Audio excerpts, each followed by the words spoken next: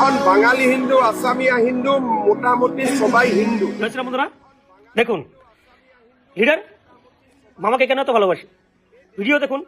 আপনাদের এখানেই প্রবলেমটা, বহুতবার দেখেছি এই ভিডিও।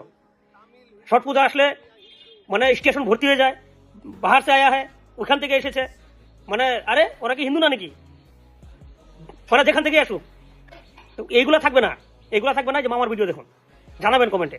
জয় শ্রীরাম বন্ধুরা, প্রচুর শেয়ার করবেন।